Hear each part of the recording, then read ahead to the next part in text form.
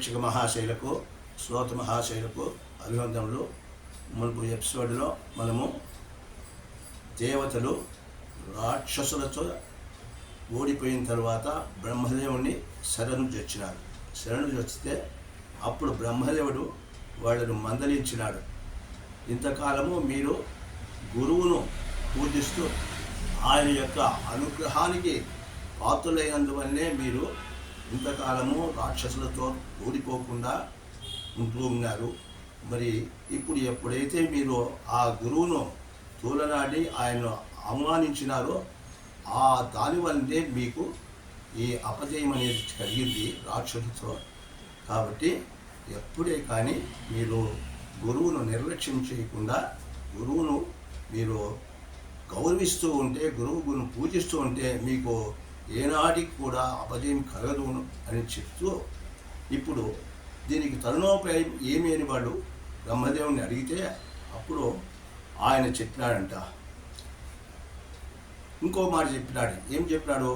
రాక్షసులు ఎల్లప్పుడూ కూడా వాళ్ళ గురువైనటువంటి శుక్రాచార్యులు వాళ్ళు వదలకుండా గౌరవిస్తూ పూజిస్తూ ఉన్నదానివల్లనే వాళ్లకు ఆ గురువు యొక్క కృప వల్లనే మిమ్మల్ని ఓడించేటువంటి శక్తి వచ్చినది ముందు గుర్తుంచుకోండి నేను కూడా చెప్తూ, ఇప్పుడు మీరు తిరిగి మీ దేవలోకాన్ని పొందడానికి ఒకే మార్గం ఉంది.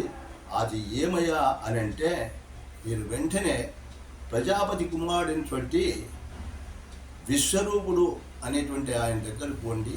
ఆయన మీరు గురువుగా అర్చించండి.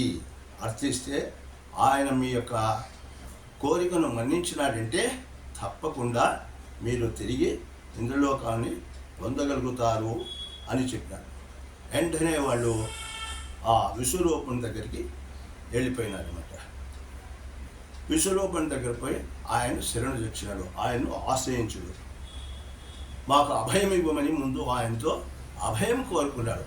వాళ్ళని కాళ్ళ మీద పడేవాళ్ళకు ఆయన సరే మీకు అభయం ఇస్తున్నాను అనే ఆ విశ్వరూపుడు వాళ్ళ కోరికను మన్నించినాడు అనమాట.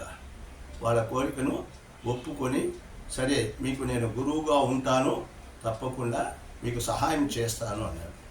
ఆ విశ్వరూపుడు ఎవరయ్యా అంటే, ఆ విశ్వరూపుని యొక్క భార్య, ఆ విశ్వరూపుని తల్లి పేరు వచ్చేసి రచన. ఆమె రాక్షసుల యొక్క జాతికి సంబంధించినటువంటి ఆమె. ఈ విశ్వరూపునికి 3 శిరస్సులు, అందులో ఒక శిరస్సుతో సురాపానము, 2వ శిరస్సుతో సోమపానము, 3వ శిరస్సుతో అన్నపానాలు తీసుకుంటూ ఉండేవాడు అన్నమాట. ఆ విశ్వరూపునికి తల్లి రాక్షస వనిత అని చెప్పినాము కాబట్టి రాక్షసులపైన అభిమానం ఎక్కువ విశ్వరూపునికి ఉంటుంది అన్నమాట. కానీ వీళ్ళకు అభయం ఇచ్చినాడు కాబట్టి దేవతలకు మీకు తప్పకుండా సహాయం చేస్తానని అభయం ఇచ్చిన దానివల్ల ఆయన మాట తప్పకుండా దేవతల పక్షం నిలిచినాడు అనమాట. దేవతల పక్షం నిలిచి ఇంద్రునకు ఒక మంత్రం ఉపదేశించినాడు. అదే నారాయణ కవచము అంటారు.